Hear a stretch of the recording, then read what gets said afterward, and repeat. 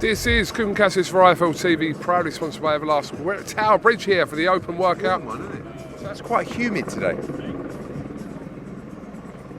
There, mate. It's the ride home, isn't it? We're at Tower Bridge, open workout for Chisora Pulev 2 from the O2 this weekend, live on DAZN, obviously. Dillian Whyte, what fight was it? Dillian Whyte here. What's that? Open workout, it was a fight with Dillian Whyte. Yeah, Dillian Whyte against Rivas, was it, maybe? 3 years ago, that was. Was that 3 years ago? It's actually been 2 years since Derek Chisora boxed at the O2 Arena. Can you believe that? Spilker? David Price. Oh, Price. Yes, so looking forward to... No. Dave Allen. No. David Price was 2019 on the undercard, or actually I won't say that, but on the same card as Prograis Taylor. Okay. 2019. Okay. It was, trust me.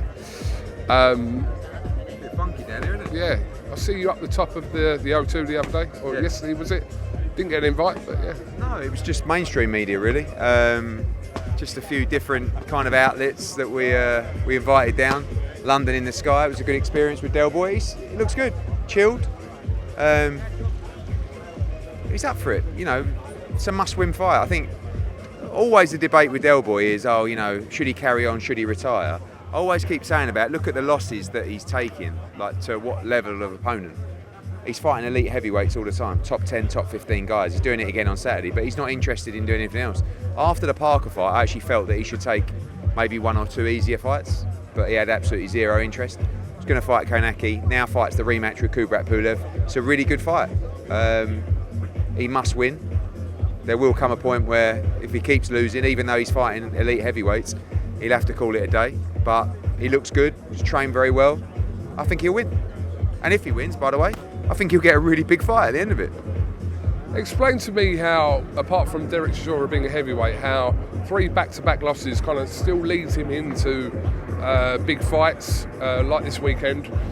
Is it just to do with Chisora being Chisora and there's still an appeal regardless of whether he's winning or losing? When you look at it, if you look at the level that he's losing to, Tyson Fury twice, Vitaly Klitschko, Alexander Usyk, robbed against Robert Helenius, had a close fight with Kubrat Pulev, lost to Joseph Parker, lost to Dillian Whyte in 2 close fights. Obviously, you know, was doing very well in the second fight before he got chinned. So it's harsh to say like this guy's not a quality heavyweight. He's better than 99% of the heavyweights out there. But unfortunately, he keeps fighting the 1%, right? And he wouldn't have it any other way. So I think the moment you see regression from Chisora in the ring, particularly in camp, that's when it's time to walk away. But at the moment, I feel like he's putting in good performances. And this will be a big telling point because it's a tough fight. Kubrat Pulev's up for it. They're pretty confident going into the fight. But again, he's fighting a guy who's a top 15 heavyweight. So he can lose. 4 back-to-back defeats is never good for anyone. Nor's 3, Nor's 2. But again, you know, the harsh reality is sometimes Chisora's not as good as the people he's fighting. And that's as much as I can give it to you in layman's terms as possible. But he just wants to have a big fight. He loves fighting. He loves fighting at the O2. He's entertaining. He's great to watch. And I believe you're going to see another entertaining fight at the weekend. He said for the last 3 years at least that it's not about him trying to like challenge for a world title again. It's about him being in the biggest fights for the most amount of money. So when that's your attitude, it's a little bit of a different landscape, isn't it, for someone who's trying to chase a world title? Yeah, to be honest with you, he's the only fighter that we deal with in that respect. Every fighter that we have a plan for. You know, I know what the plan is after this fight. I know what the plan is after a defeat. With Chisora, like I said to him yesterday, I went, you do know if you win this fight, you could get wilder, you could get a massive fight next. He went, yeah, could I? I went, yeah. I said, by the way, if you lose, you might have to retire. Yeah, oh, what? He's just thinking about Saturday, he doesn't care. Like, he's a prize fighter. It's the best way to explain it. He loves to tear up and he wants to get paid as much money for it as possible. He loves what he does. And the fans love to watch him. And until that moment changes, until he's not got it anymore, until he can't entertain or be competitive at that elite level, he'll be carrying on. Why does it work with you and Derek? Because you've had your moments over the years. You've been involved in quite a lot of fights where Derek's been the opponent as well, etc. So why does it ultimately work with you and Chisora? Because he trusts us. He knows we pay. and we pay on time, and we're true to our word every time. He's probably been fucked around quite a lot in his career, and it's quite refreshing for him not to be. I know what he wants. You know, he's quite close with Frank as well, Smith. He just enjoys it. You know, we enjoy working together. I like the guy.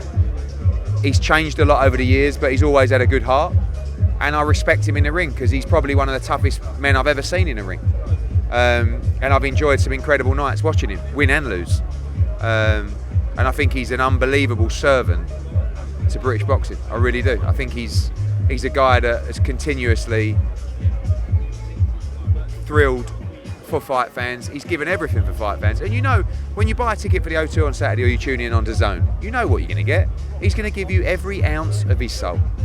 Good performance, bad performance, mixed performance, whatever. He will give blood and guts for your entertainment on Saturday night. And he won't stop trying to win.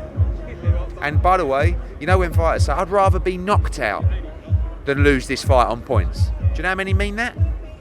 About 1%. And he's in that 1%. He's in that 1%. Yeah. Mate, by the way, it's a very tough thing to do. To decide I'd rather get sparked than lose this fight on points. He's one of those guys. 100%. Run me through the rest of the card. Obviously, Fabio Wardley in action. There's a fight on this card. I'm not saying it's wasted, but Madrimov against Soro is it's a random fight to end up on this card. We needed to. Obviously, the rematch was ordered. It's a final eliminator for the world title. We needed to put it somewhere. It probably isn't getting the credit that it should do from the wider audience. Hardcore fight fans know it's a brilliant fight. Watch the first fight. This is a proper elite 154-pound fight between Israel Madrimov and Michel Soro.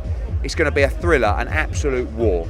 You've got Felix Cash in there against Alexander. Really good fight. Alexander coming off a couple of big wins. Just beat Luis Arias as well. It's a very tough fight for Felix Cash. Kevin Aguiarco back down to 154, which I think is going to be fantastic for him. He's fighting Macic, who we saw have a really good fight with Anthony Fowler at the O2 as well. That's a really good fight as well.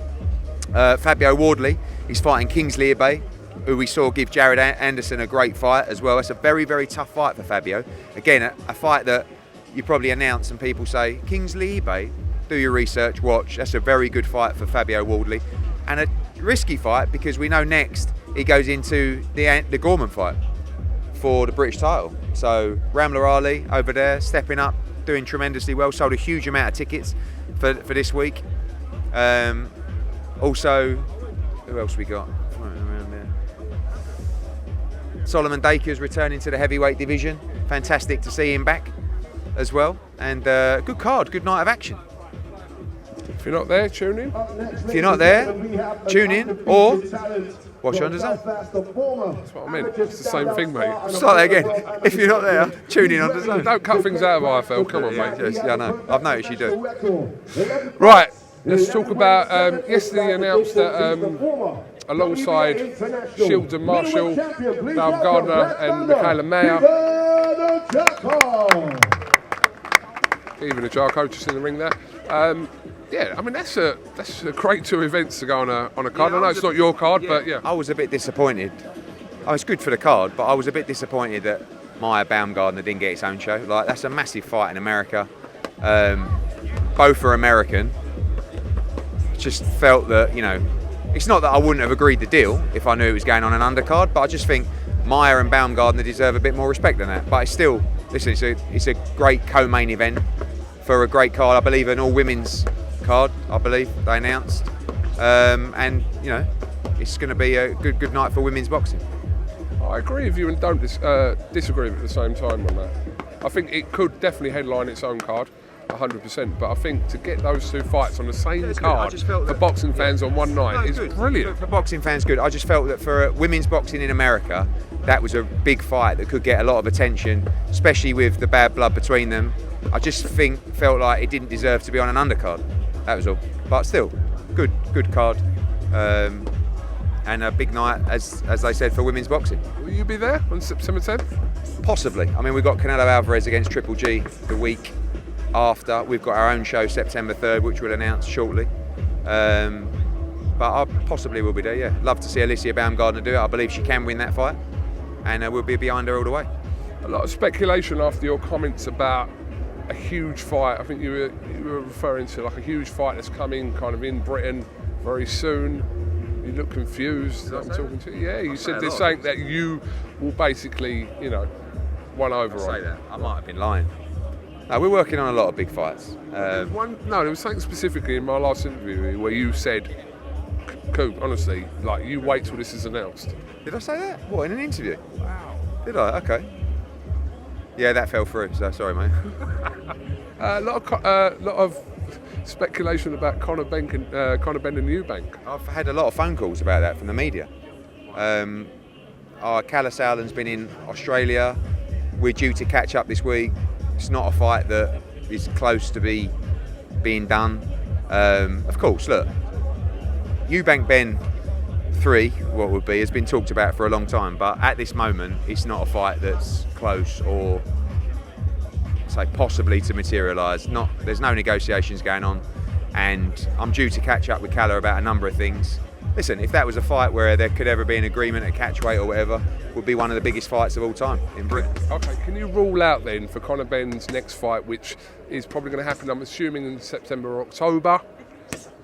Is that right? Can I rule that out? Can you rule out Eubank being that opponent? Yeah, I can. But until I catch up with Calla and chat through, I'm not so sure. Like, I'm not sitting here to you now going, "Oh, this is a close." Like, of course, every Brit would love to see that fight, but not something at the moment I can tell you is close to materialising. Okay, so the front runners for Conor Ben at the moment, which you've said that will be a big fight. We'd love the Keith Thurman fight. Love it. Love the Ugas fight as well. Love the Maros Barros fight. See, Mikey Garcia's retired now, but Keith Thurman is the one that Conor Ben really wants. Whether he'll come to the UK, we'll see if we can advance those discussions. But that's the fight that he's really calling for. But when you list like 4 opponents, you know what the old cliche saying is about that, don't you? When you list 4 opponents. What? So you're saying it's Maros Barros? I'm not saying it's the weakest. Still a good fight. Still a good. I mean, I've listed 3 names there that I think you couldn't really complain with about. I mean, but two are more stronger than the other. That's what we say. So, all right. So I dropped in the weaker one, and it's not him, is it? What do you think? You talk it. You say that Conor Ben's in a very big fight next, so we're expecting a big fight. That's me going something like, I've got a big, massive interview coming up today, guys. I can't really tell you the name of who it is, but it's absolutely massive. It could be someone between Piers Morgan, Graham Norton, James Corden, and KUGAN CASSIUS. It's like me doing that, basically. Not really, no, because no one really cares. No, but people will assume it's me because you don't get interviewed by them other people. Have you been on James Corden or Piers Morgan? I'll look at James Corden. All right. So, but he deserves a big fight now. Who? Conor Ben? Of course. And we want a big fight, And I just want to let me film. You don't have to cut it. So I'm going to film Keevan for 1 second. Do you want to talk while you're doing it?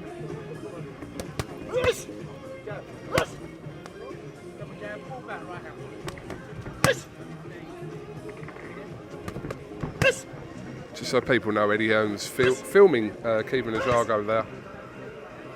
It's going to be very interesting, him coming down to 154 pounds. Step back just a little bit, Edward. Thank you. Just putting a post out, because I do my own social media. Yeah, you wouldn't do this on Piers Morgan and James Corden, I know that for a fact, but you're comfortable on IFL, aren't you?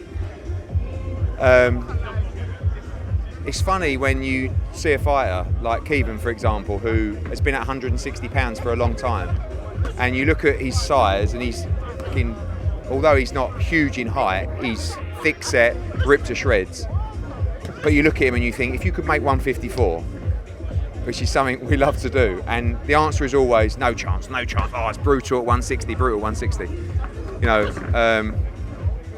Paul's done a great job on the nutrition side. Eddie Lamb, obviously great trainer. Al Smith, great gym down there.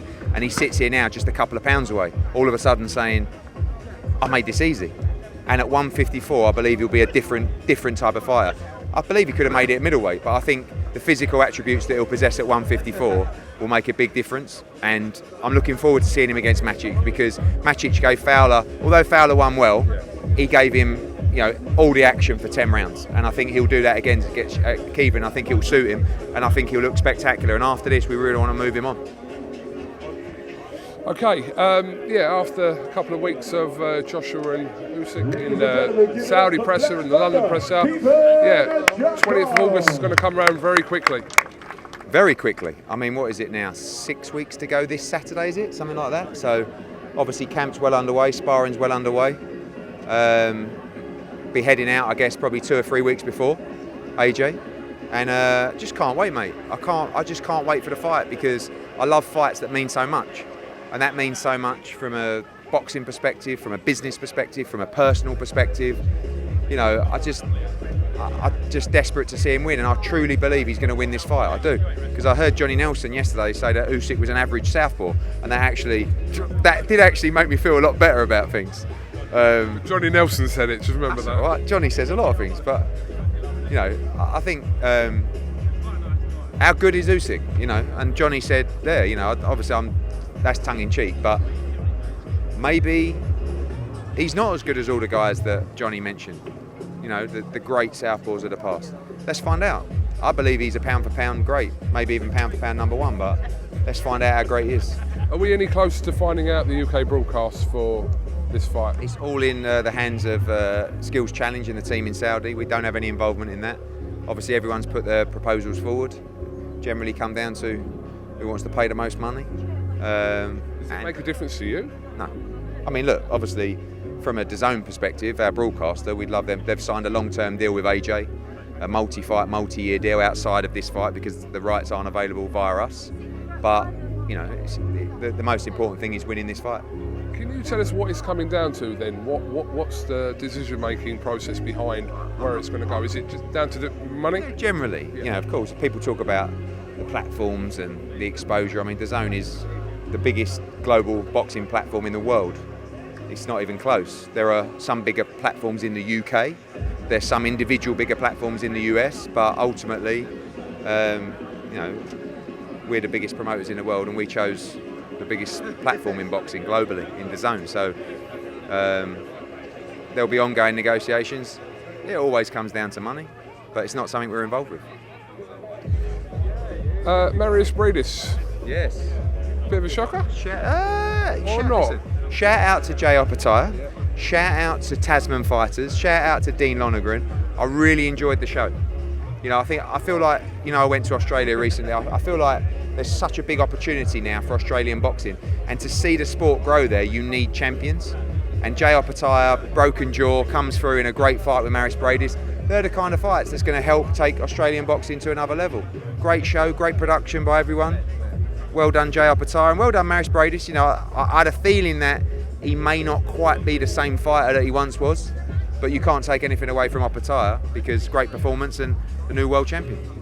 Any progression on I asked you about the Lawrence Coley situation before. You said that letters had been sent, etc. Is there any more that's developed since then? No, he has one fight with us. You know, we've spoken to his lawyer who knows that as well, and we've already spoke to Dean Lonergan about the Jay Opataya fight.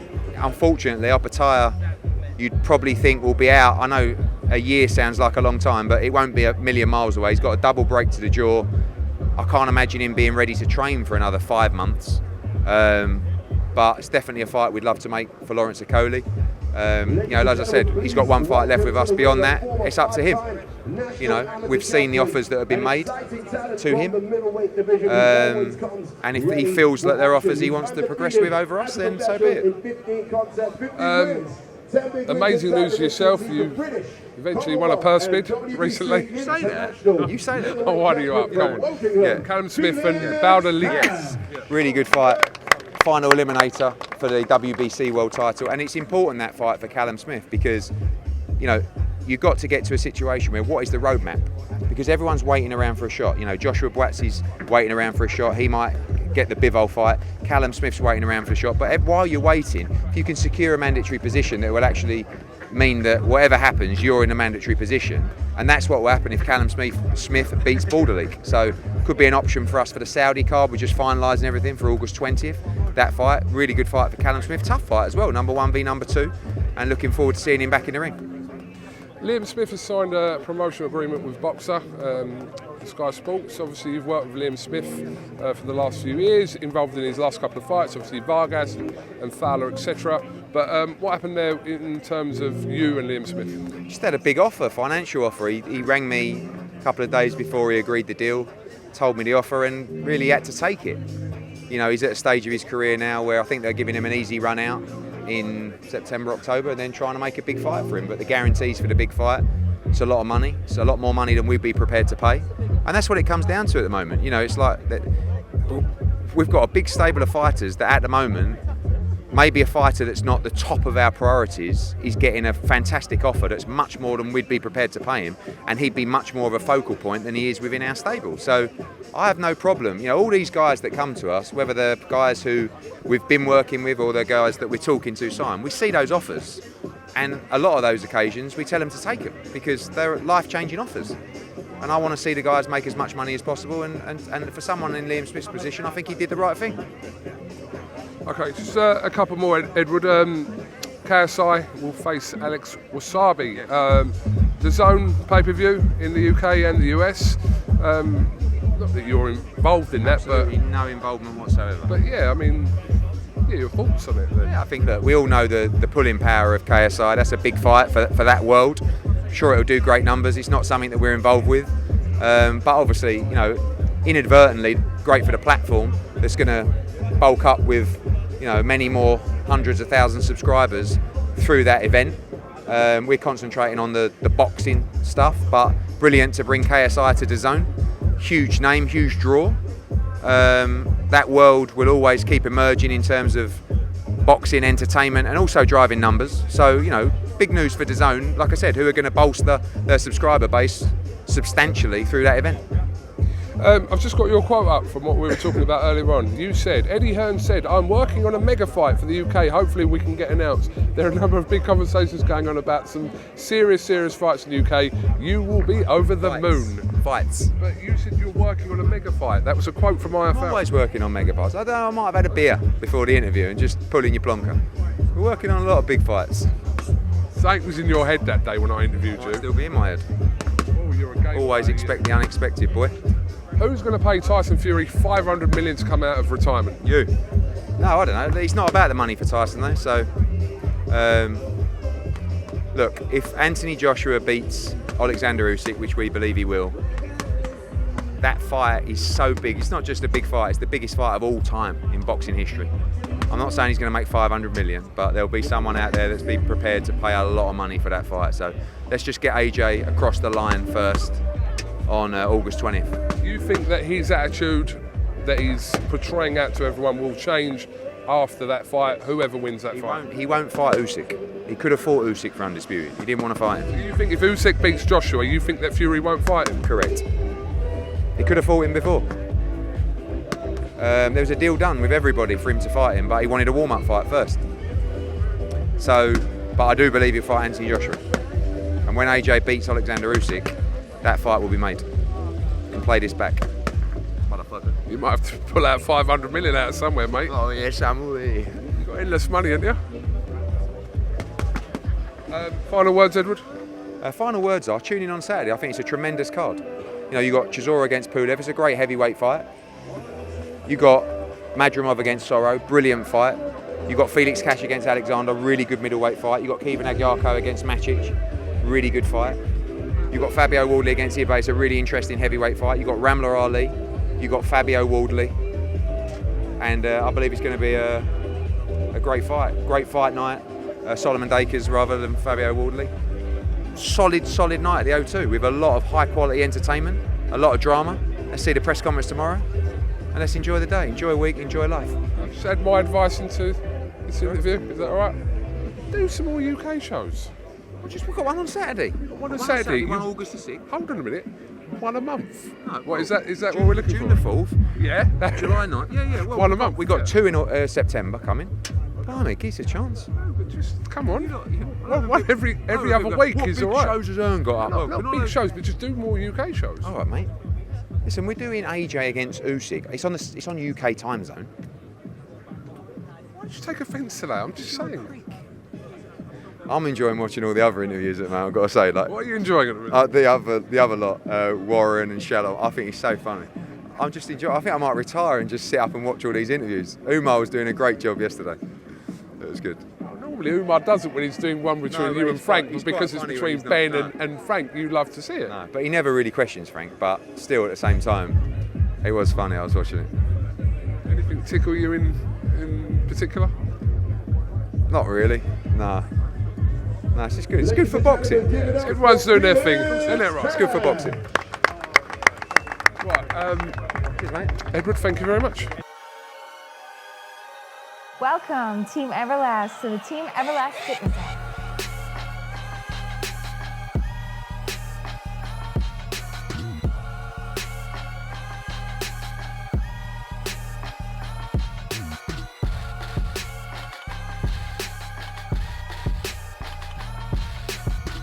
Download the Everlast Fitness app and find your greatness within.